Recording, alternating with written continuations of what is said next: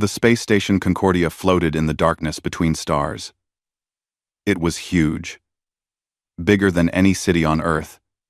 Ships from dozens of different worlds docked at its ports every day. Today was special. Today, humans were meeting the Vailorian Empire for the first time. Jake Morrison stood in front of the mirror in his quarters, adjusting his formal uniform. He was 32 years old, tall and broad-shouldered from his years in the Marines. Now he worked as a diplomat. His job was to make friends with aliens, not fight them. He preferred it that way. "You ready for this?" Lisa Hayes asked from the doorway. She was his security chief and one of his oldest friends. She wore her uniform with pride, and her hand never strayed far from her weapon. "As ready as I'll ever be," Jake said. He turned to face her. "The Vailorians are supposed to be one of the most powerful empires in the galaxy. We need this alliance. Just don't let them push us around," Lisa said. "We might be new to space, but we're not pushovers." They walked through the corridors of Concordia together. The station was full of aliens. Some looked almost human. Others were completely strange, with too many arms or eyes in weird places. Jake had gotten used to it over the past few months. The reception hall was massive. Crystal chandeliers hung from the ceiling, even though they were in space. Hundreds of aliens filled the room, talking in dozens of different languages. The translation devices in everyone's ears made it possible to understand each other. Ambassador Chen Wei found Jake in the crowd. He was an older man, with gray hair and worry lines on his face. "The Vailorians just arrived," he said. "Their princess is young, only 19. Her father is sick, so she's representing the Empire. Be careful with her. We can't afford to make enemies." Jake nodded. He understood. Earth was still weak compared to these ancient civilizations. They needed friends out here. The room suddenly went quiet. Everyone turned to look at the main entrance. The Vailorians had entered. They were beautiful in an alien way, tall and elegant, with pale blue skin that seemed to glow softly. Their eyes were large and silver. They moved with perfect grace, as if they were dancing instead of walking. Princess Lyra Seth led them. She wore a dress that looked like it was made from starlight. Her long silver hair flowed behind her. She was young, but she held her head high like she owned the universe. Jake watched as she greeted other ambassadors. She barely looked at them. Her smile was cold and fake. She acted like she was better than everyone else in the room. Then her eyes found Jake. She walked toward him, her entourage following like shadows. The crowd parted to let her through. Everyone wanted to see what would happen when the ancient empire met the newest spacefaring species. "You must be the human," she said. Her voice was clear and sharp. She looked him up and down like he was something dirty on her shoe. "Jake Morrison," he said, extending his hand. "It's an honor to meet you, Your Highness." She didn't take his hand. Instead, she laughed. It wasn't a kind laugh. "An honor? How amusing." She turned to her attendants. "Look at this. The apes have learned to wear clothes and speak in complete sentences." The room went completely silent. Jake could feel everyone watching. He kept his hand extended for a moment, then slowly lowered it. Princess Lyra Seth wasn't finished. She stepped closer, her nose wrinkling. "You smell of violence and ignorance. Your species has been in space for what? 200 years? We have been traveling the stars for 10,000 years. You are children playing with toys you don't understand." She circled around him like a predator. "Your people wage war on each other over pieces of dirt. You poison your own world and call it progress. You have one planet, one small yellow star, and you think that makes you ready to stand among true civilizations?" Jake's jaw tightened, but he said nothing. Lisa stepped forward, her hand on her weapon, but Jake gave her a small shake of his head. "Not here. Not now. Perhaps in another 1,000 years, your species will be civilized enough for a real conversation," the princess continued. "But today? Today, You should be grateful we even acknowledge your existence. You should be on your knees, thanking us for allowing you into our presence." The silence in the room was like a physical weight. Aliens from dozens of worlds watched to see what the human would do. Would he explode in anger and prove the princess right? Would he apologize and beg for forgiveness? Jake Morrison did neither. He looked at Princess Lyra Seth for a long moment. His face showed nothing.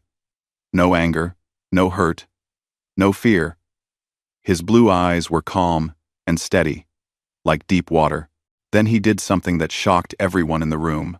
He gave a slight nod, turned on his heel, and walked toward the exit. His footsteps echoed in the silent hall. Lisa and the other humans followed him without a word. They didn't look back. "Threep?" He sent a Enhev. "Threep." They didn't say anything. They simply left. The doors closed behind them with a soft hiss. For several seconds, nobody moved. Nobody spoke. The princess stood frozen, her mouth slightly open. She had expected anger. She had expected pleading. She had not expected this. An old alien with green scales approached her. Princess Lyra Seth watched the doors where the humans had disappeared. Something uncomfortable twisted in her stomach. She pushed the feeling away.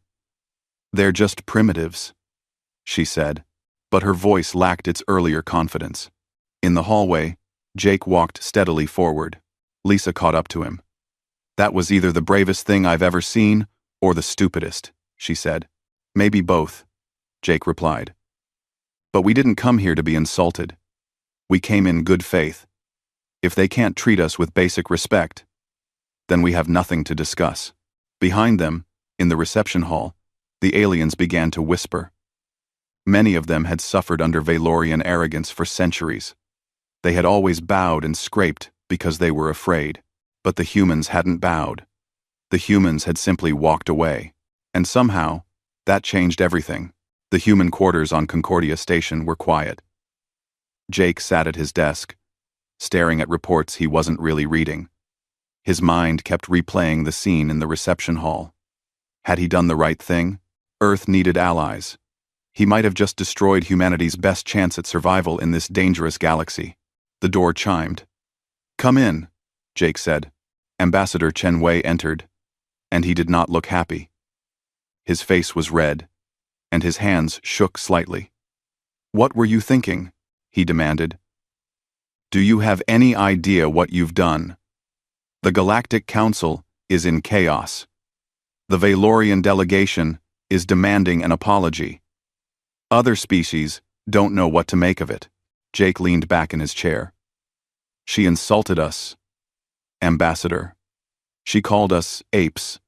She said we should be on our knees, thanking them for acknowledging us. What did you expect me to do? I expected you to be diplomatic." Chen Wei slammed his hand on the desk. "That's your job." "Yes," she was rude. "Yes," she was arrogant. "But we need them more than they need us. Earth has 50 ships. They have 50,000. If we make enemies out there, we won't survive. We won't survive as someone's servants either," Jake said quietly. "Sir, I understand your concerns. But if we start our relationship with the galaxy by accepting insults and begging for scraps, that's how they'll always see us. We have to show them who we are. From the beginning." "And who are we?" Chen Wei asked. "Please, tell me." "Because right now, we're a species that just walked away from the most powerful empire in the galaxy over hurt feelings. We're a species that values dignity and respect," Jake replied. "We're not conquerors, we're not beggars, we're humans. We offer friendship freely, but we won't be treated like animals. If the Valorians can't understand that, then maybe they're not the allies we thought they were." Chen Wei sighed and sat down heavily. "You might be right. God help me. You might be right. But you better hope this doesn't blow up in our faces." After the ambassador left, Lisa came in. She brought coffee and sat across from Jake. "The station is buzzing," she said. "I've been monitoring communications.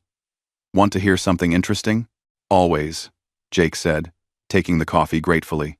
The Gentari want to meet with us. Privately. Lisa smiled. They're a reptilian species that's been under Valorian pressure for decades. Their ambassador said, and I quote, "We've waited 200 years to see someone walk away from a Valorian royal with their head held high." Jake raised his eyebrows. "That's unexpected. It gets better. At least 5 other species have reached out. They're not ready to go public yet, but they're impressed. Apparently, everyone's been taking abuse from the Valorians for centuries because they're too powerful to fight. Nobody ever thought to just leave. It's not that simple," Jake said. "Walking away from one reception is easy. Walking away from an alliance is dangerous." "Maybe," Lisa said. "But you showed them something today. You showed them we're not desperate, that we have principles. That means something out here." Their conversation was interrupted by an emergency alarm. The lights in the quarters flashed red. Lisa was on her feet instantly, her hand on her weapon. "What is it?" "What is?" Jake pulled up the station's emergency broadcast on his screen. A panicked voice filled the room. "All ships, this is Transport Vessel Harmony. We are under attack by pirates. 3 hostile ships. They're boarding us. We have civilians on board, including children. Please, someone help us." Lisa checked her tactical display. "We're the closest ship. The Valorian warships are at least 30 minutes away. If someone's going to help them, it has to be us." Jake was already moving. "Get everyone to the Defiance. Full combat alert. Chenwei isn't going to like this." "Are you sure?" Lisa asked as they ran through the corridors. "We just walked away from the Valorians. Now we're going to risk our lives to save their people?" "Those civilians didn't insult us," Jake said. "They're just people who need help. That's all that matters." The Defiance was Earth's newest ship. It wasn't the biggest or the fanciest, but it was fast and it was deadly. The crew scrambled to their stations as Jake reached the bridge. "Status?" he barked. "Transport vessel has 300 passengers," the communications officer reported. 12 are Valorian nobles. The rest are from various species. Pirates are preparing to board. They want the Valorians for ransom. "Can we make it in time?" Jake asked. The pilot checked her calculations. "If we burn at maximum thrust, we can be there in 15 minutes. "But sir, the pirates have 3 ships. We're just 1. "Then we better make it count," Jake said. "All crew, battle stations. Commander Hayes, prep your boarding team. We're going in hard and fast." Lisa grinned. "Now you're speaking my language." The Defiance shot away from Concordia like a bullet. In the station's command center, Princess Lyra Seth watched the human ship accelerate toward the battle. Her advisor, Elder Kael'thon, stood beside her. "The humans are responding," he said softly. "After what you said to them, they could have ignored the distress call. No one would have blamed them. But they're going anyway." The princess said nothing. She watched the tactical display, her silver eyes fixed on the small human ship racing toward danger. "Your Highness," Kael'thon continued, "those humans have been in space for only 200 years. But before that, they spent 10,000 years on their world learning to survive. They fought ice ages. They fought plagues. They fought each other." "Why?" the princess asked quietly. "Because they never gave up," he said. "And because when it mattered, they protected each other. Not just their own kind. Everyone. That's what you saw today when their diplomat walked away. Not weakness. Not rage. Just dignity. And now you're seeing what humans do when someone needs help. They don't calculate politics. They don't worry about debts. They just act." Princess Lyra Seth watched as the Defiance closed in on the pirate ships. Her hands gripped the railing tightly. "If they fail, then brave beings will die trying to help your people," Kael'thon said. "And you will have to live with knowing that your words nearly cost them the only ship in range to save them." The princess felt something she hadn't felt in years. Shame. Real. Burning shame. She watched the tactical display and whispered a prayer to ancient Vylorian gods she barely believed in anymore. Please, she whispered. Let them succeed. The Defiance dropped out of faster-than-light travel with a flash of blue light.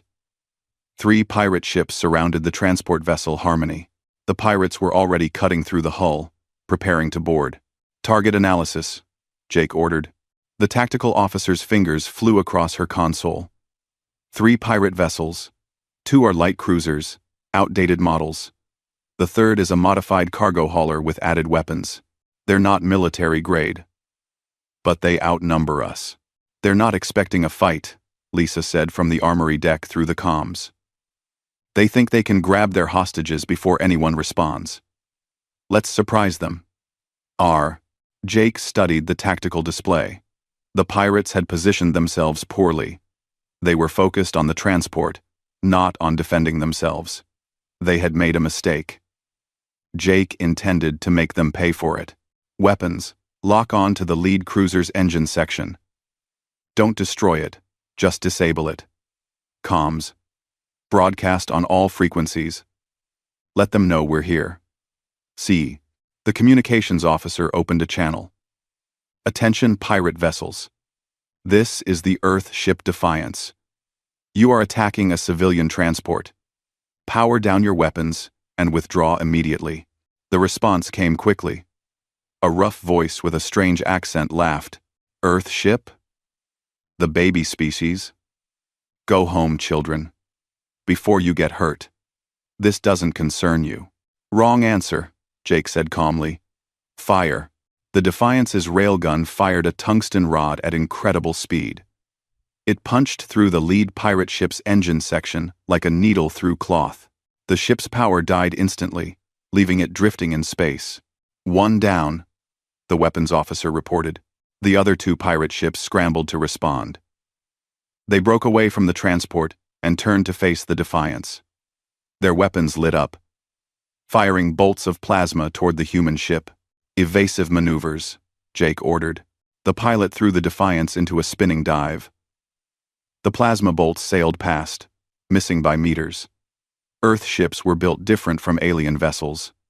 They were smaller, faster, and harder to hit. Electronic warfare.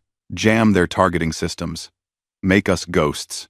The electronic warfare officer activated countermeasures. The pirate ship's sensors suddenly showed dozens of false targets. They didn't know which Defiance was real. They're confused, the tactical officer reported. They're firing blind. Good. Put us between them. When they fire at us, they'll hit each other. The Defiance slipped between the 2 pirate ships like a dancer. When they fired again, their weapons struck each other instead of the human ship. 1 pirate vessel's shields collapsed.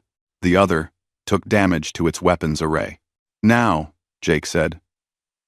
Lisa and her team were already in their armor, sealed in the boarding pod.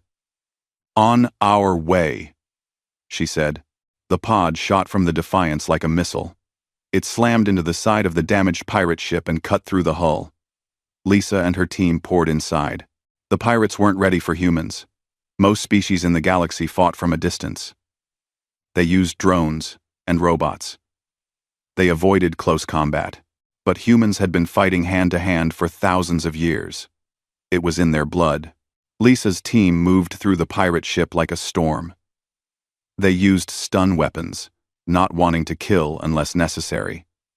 Pirates fell before them, shocked by the speed and ferocity of the attack. In less than 5 minutes, the ship was secured.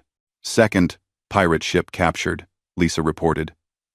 Crew detained. No casualties. The third pirate ship, seeing what happened to its companions, tried to run. Its engines flared as it turned to flee.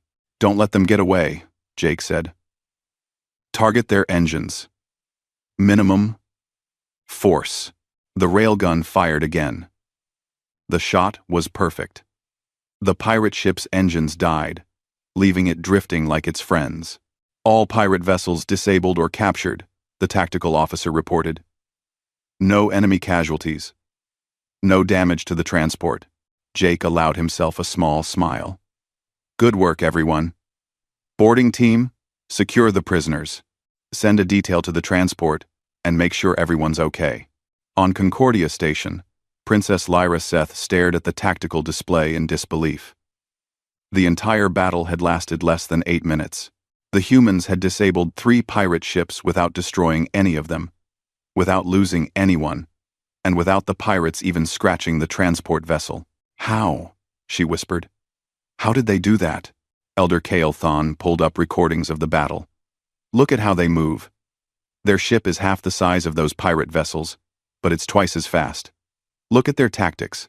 They didn't just shoot everything. They disabled, captured, confused. They fought. Smart. And their boarding team, another Valorian officer added. They went inside the enemy ship. We haven't done that in centuries. We use drones for boarding actions. Humans don't, Kael'thon said. They fight their own battles. They don't send machines to do their work. Princess Lyra Seth watched as the human boarding team escorted Valorian nobles from the transport to the Defiance. The nobles were scared, but unhurt. One of them, an elderly female, bowed deeply to a human soldier. The human helped her up gently, like she was precious. They saved our people, the princess said quietly. After I insulted them, after I called them apes, they risked their lives to save Valorians. Yes, Kael'thon said. They did. The Defiance returned to Concordia 3 hours later. The rescued passengers were brought to the station's medical bay for checkups. The captured pirates were turned over to station security. The Valorian nobles found Jake in the docking bay. The elderly female who had been on the transport approached him. She moved slowly, her age showing despite her species' long lifespan. Human, she said, and her voice cracked with emotion. You saved my life. You saved all of us. We owe you a debt we can never repay. She bowed deeply, a gesture of profound respect in Valorian culture. The other nobles followed her lead. 12 Valorian nobles, some of the most powerful beings in the galaxy, bowing to a human. Jake felt uncomfortable with the attention. We did what anyone should do, he said. You needed help. We could provide it. That's all. That is not all. The elderly noble said. You had every right to ignore our distress call. Our princess insulted you terribly. You could have let us suffer as punishment for her words, but you didn't. You came anyway. That is honor. That is true nobility. Jake helped her stand. You didn't insult us, ma'am. You're not responsible for what someone else said. Besides, there were children on that transport. We would never leave children in danger. No matter whose children they were. The noble touched his face gently with her long fingers. The princess was wrong about your species. You are not apes. You are not primitive. You are something much more dangerous. What's that? Jake asked. You are good, she said simply. And goodness, real goodness, is the most powerful force in the universe. Jake didn't know what to say to that. He just nodded and helped the nobles to the medical bay. Later, in his quarters, Lisa found him staring out the window at the stars. We all did, Jake replied. That's what humans do. We help people, even people whose princess called us barbaric apes. Especially them, Jake said. Because maybe by helping them, we show them who we really are. Words are easy. Anyone can say nice things. Actions matter. Actions show the truth. Lisa stood beside him, looking out at the stars. Do you think the princess learned anything today? Jake was quiet for a moment. I hope so. For her sake, and ours. Because if she did, maybe we gained something better than an alliance. Maybe we gained respect. End quote. In her private quarters, Princess Lyra Seth sat alone in the dark, watching recordings of the rescue over and over again. Each time she watched, the shame grew heavier. These beings she had called apes had shown more honor in 8 minutes than she had shown in her entire life. She finally understood what her father had tried to teach her. Power without character was just tyranny. Technology without wisdom was just destruction. Age without humility was just arrogance. The humans had none of the things she thought mattered, but they had everything that actually did.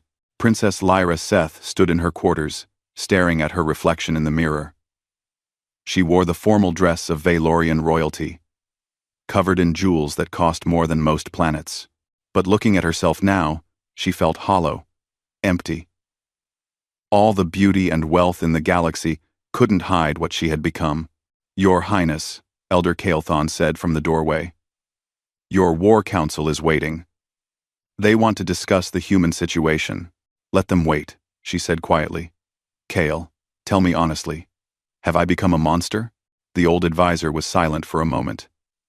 "No, Your Highness. But you were becoming something worse. You were becoming what your enemies say we are. Arrogant. Cruel. Blind to anyone but ourselves. My father would be ashamed of me," she whispered. "Your father would be proud that you're asking these questions," Kael'thon replied. "The truly lost never question themselves. You're finding your way back." The princess turned to face him. "I need to fix this, but I don't know how. My advisors will tell me to demand the humans apologize. They'll say I showed strength. But I didn't, did I? I showed weakness. The weakest person in any room is the one who needs to put others down to feel powerful," Kael'thon said. "The humans showed you real strength. They walked away with their dignity intact. Then they saved our people without asking for anything in return. That is power, Your Highness. The kind that cannot be taken away. What should I do?" "What your heart tells you to do," he said. "Not what's easy. Not what's expected. What's right." Princess Lyra Seth knew what she had to do, but knowing and doing were very different things. No Valorian royal had apologized to another species in over 1,000 years. Her advisors would be furious. Some would say she was weak. Others would say she was betraying their culture. But she had to do it anyway. She removed her formal dress and put on something simpler.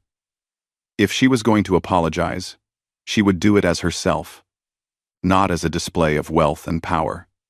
She left her guards behind. This was something she had to do alone. The walk to the human quarters felt like the longest journey of her life. Other aliens in the corridors stared at her. A Valorian princess, walking alone, without guards or attendants. It was unheard of. When she reached the human section, the guards at the door looked surprised. One of them, a young man with red hair, spoke carefully. "Your Highness, can we help you?" "I need to speak with Jake Morrison," she said. "Please."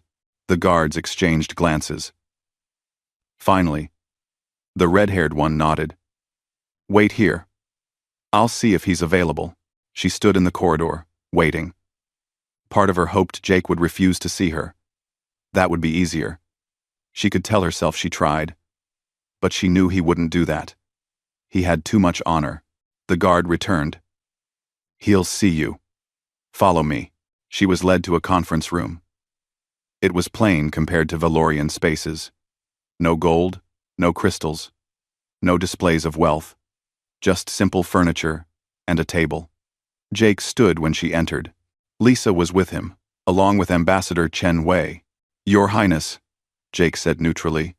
"What can we do for you?" Princess Lyra Seth looked at the three humans. They watched her carefully, waiting. She could see no anger in their eyes, but no warmth either. She had earned that coldness. "Could I speak with you privately?" she asked Jake. Jake glanced at Lisa and the ambassador. They both nodded and left the room, though Lisa gave the princess a long, hard look before she went. A look that said, "If you hurt him again, you'll answer to me." When they were alone, the princess found herself struggling to speak. "How did you apologize for something so terrible? Where did you even begin?" "Mr. Morrison," she started, then stopped. "May I sit?" "Of course."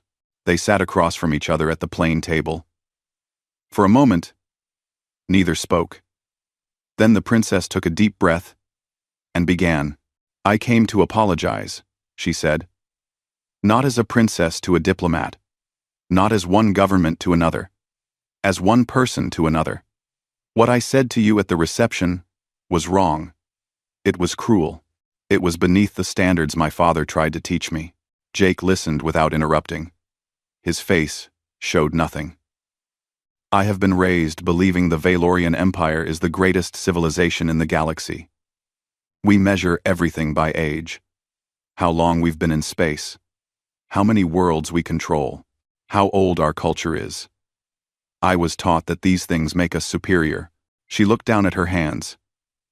"But today, watching you save our people, I realized how wrong I was. You have been in space for only 2 centuries. But you have been a people for thousands of years. You have learned things we forgot long ago." "I called you apes," she said, and her voice broke slightly. "I said you were barbaric. But the truth is, I was the one being barbaric. You had every right to let those pirates take our people. After what I said, no one would have blamed you. But you didn't. You risked your lives to save them, including me." "If I had been on that ship," Jake finally spoke, "we didn't save them because of you. We saved them despite you." The words hit like a physical blow. "But they were fair.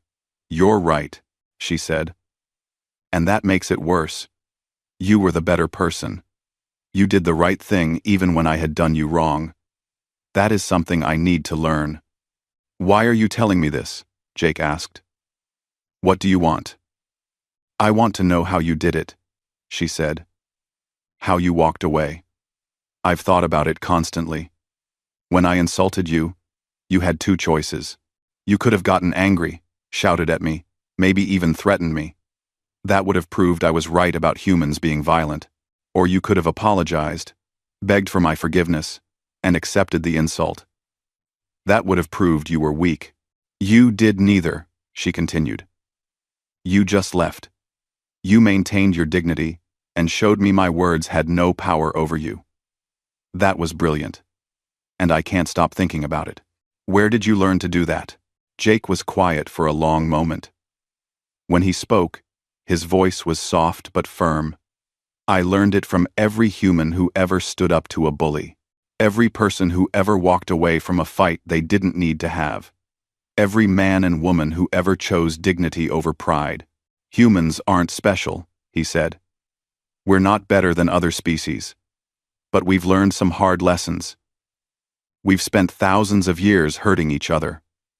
Wars, slavery, genocide.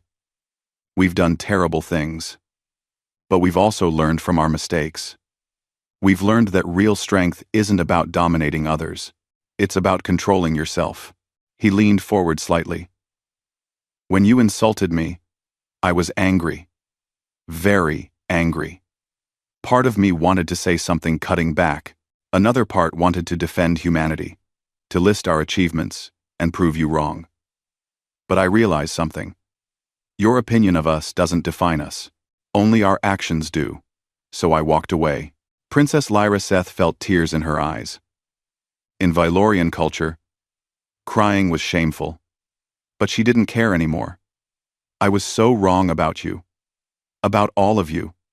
Can you forgive me?" "Already done," Jake said simply. "We all make mistakes. What matters is what we do after. You're here now. You're trying to be better. That's what counts." "Just like that?" she asked. "After what I said? Just like that," Jake confirmed. "Holding grudges doesn't help anyone. You apologized sincerely. You recognized your mistake. That takes courage. Real courage. The kind that matters." The princess wiped her eyes. "I want to start over. I want our people to be friends. True friends. Based on respect and understanding. Can we do that?" Jake smiled for the first time since she'd entered. "I'd like that. But it won't be easy. Building trust takes time." "I have time," she said. "And I'm willing to work for it. I want to learn about Earth. About humans. About how you became who you are. Will you teach me? If you teach us about your people in return, Jake said. The real Valorians. Not the image you present to the galaxy. Deal? She stood and extended her hand the way she'd seen humans do. Jake took her hand and shook it. The gesture was simple, but to Princess Lyra Seth, it meant everything. It meant a second chance. It meant hope. The weeks following the apology changed everything. Princess Lyra Seth became a regular visitor to the human quarters. She came not as royalty demanding attention, but as a student eager to learn. She asked questions about Earth, about human history, about their wars and peace, their failures and triumphs. Jake found himself enjoying their conversations. Beneath the arrogance she had shown at first, there was a sharp mind and genuine curiosity. She was young, yes, but she was trying to grow. That was something he respected. One evening, they sat in the observation deck, watching the stars through the massive windows. The princess held a book, an actual paper book that Jake had given her. It was a collection of human philosophy. This passage confuses me, she said, pointing to a page. It says that the measure of a civilization is how it treats its weakest members. But wouldn't a strong civilization be measured by its powerful members? By what they can do? Think about it this way, Jake said. Anyone can be kind to powerful people. There's a reward in that. But being kind to people who can't help you back? That shows who you really are. It shows character. The princess thought about this. Is that why you saved the transport? Because there was no reward? Ender. Maid. We didn't think about rewards, Jake replied. We just saw people who needed help. That's enough. My people have forgotten that, she said quietly. We've become so focused on power and control that we've forgotten what it means to simply be good. You're teaching me things my own advisors never could. Over the following weeks, negotiations began in earnest. But they were different now. The Valorians approached humanity as equals, not as primitives to be managed. Princess Lyra Seth insisted on it, overruling her hardline advisors who wanted to maintain traditional hierarchy. The treaty took shape slowly. Jake worked with Ambassador Chen Wei and the princess to craft something fair. Not a relationship where Earth served the Empire, but a true partnership. Mutual defense, technology sharing, cultural exchange, joint exploration of unknown regions. Other species watched carefully. The Zentari were the first to approach humanity directly. Their ambassador, a tall reptilian being named Sax, met with Jake privately. Your people have done something remarkable, Sax said. You've changed the Valorians. Or at least, you've changed their princess. That's more than anyone else has managed in centuries. We didn't set out to change anyone, Jake said. We just wanted respect. And you got it. By walking away when others would have stayed and groveled. Sax leaned forward. My people have suffered under Valorian arrogance for generations. We've wanted to resist, but we were afraid. You showed us it's possible. The Gentari Collective would like to open talks with Earth as well. Within days, 5 more species requested meetings with the human delegation. The message was clear. Humanity's dignity and courage had impressed the galaxy. They weren't just making an ally in the Valorians. They were making friends everywhere. But not everyone was happy. Some Valorian nobles opposed the treaty. They saw it as weakness, as lowering themselves to accommodate upstart primitives. They demanded the princess be recalled, that someone else take over negotiations. Princess Lyra Seth faced them in a formal council session.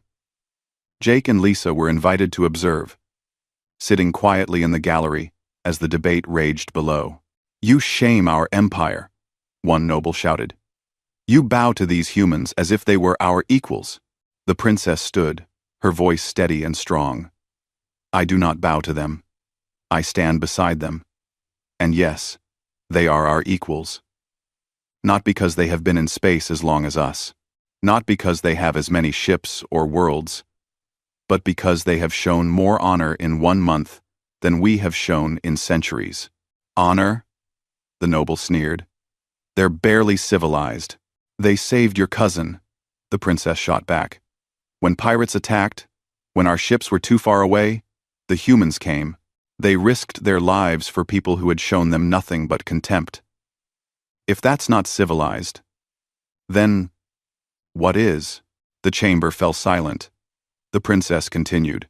I made a terrible mistake when I first met them. I judged them by all the wrong measures. I thought age and technology made us superior. But I was wrong. Dead wrong. She gestured to where Jake and Lisa sat. These humans have been spacefaring for 200 years.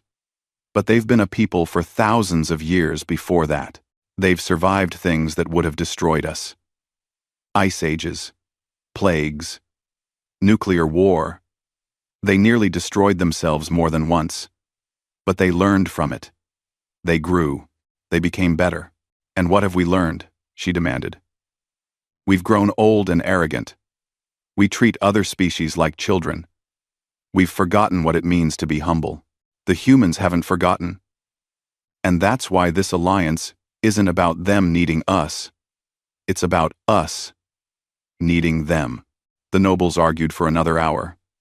But in the end, the princess's words carried the day. The treaty would proceed. That evening, there was a formal signing ceremony.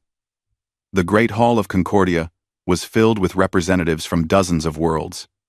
Everyone wanted to witness this historic moment.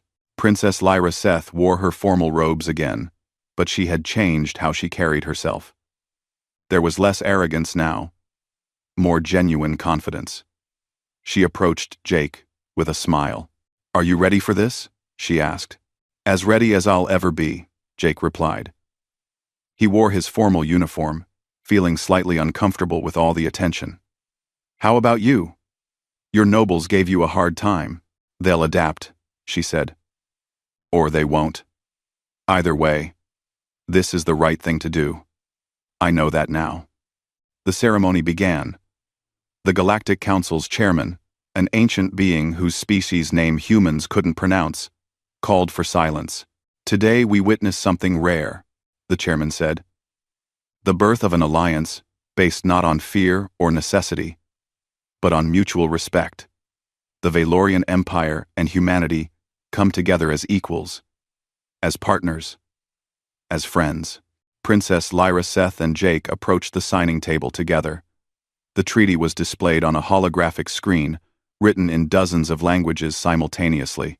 The princess spoke first. This alliance was nearly lost before it began. I let prejudice blind me to the potential I saw before me. I judged these humans by how long they'd been in space, not by who they were. That was a mistake I will never forget. She looked directly at Jake. The humans taught me a lesson I needed to learn. That dignity matters. That character matters. That how you treat others when you have nothing to gain. That's the real measure of who you are. She signed the treaty with a flourish of light. Jake stepped forward. He kept his speech short and simple. We came to the stars, not to conquer, not to dominate. We came to find our place among other thinking beings. We're honored to call the Valorian Empire our friends. We're honored to stand with all of you as partners in exploring this amazing universe. He signed the treaty. The hall erupted in applause.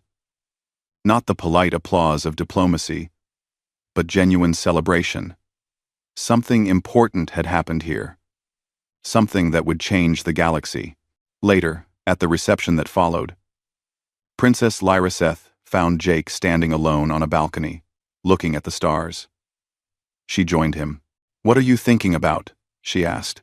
About how strange life is, he said. A month ago, I thought this mission was a failure. I thought I'd ruined humanity's future by walking away from you. Now look at us. We have an alliance with the most powerful empire in the galaxy, and 6 other species want to be our friends. You taught them what you taught me, she said, that dignity and honor matter. That you can't be pushed around. That respect has to be earned, not demanded. We were lucky, Jake said. Lucky that you were wise enough to change.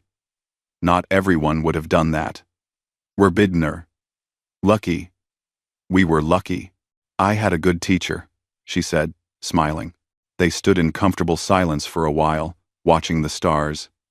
Finally, the princess spoke again. What will you do now? After this? Go home, Jake said. Earth. I've been in space for 2 years. I miss trees. Rain. The ocean. I think I'll retire from diplomatic service. Teach at the academy. Maybe write a book about all this. You're leaving? She couldn't hide her disappointment. But we've only just begun building this alliance. You don't need me for that, Jake said. You've learned what you needed to learn. Now you can teach others. That's how it works. We learn from each other and pass it on. Will I see you again? Of course, he said. Friends stay in touch, even across light years. Besides, I'm going to want to know how you do. You're going to be Empress someday. I want to see what kind of empire you build. Princess Lyra Seth thought about that. An empire built on respect instead of fear. On cooperation instead of domination. On the lessons a human diplomat had taught a foolish young princess. I'll try to make you proud, she said. You already have, Jake replied. 5 years later, Jake Morrison sat in his office at the Interstellar Relations Academy on Earth. Through his window, he could see students from a dozen different species walking across campus together, humans learning from aliens, aliens learning from humans. His desk computer chimed. A message from across the galaxy. He smiled when he saw who it was from.